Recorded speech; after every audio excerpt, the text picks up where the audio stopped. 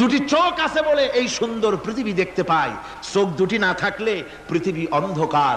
মা দেখতে পাবো না, কোরআন দেখতে পাবো না, পৃথিবী দেখতে পাবো না, বাপ দেখতে পাবো না, সন্তান দেখতে পাবো না, দুনিয়াটা মিথ্যা হয়ে যাবে, ঠিক কিনা?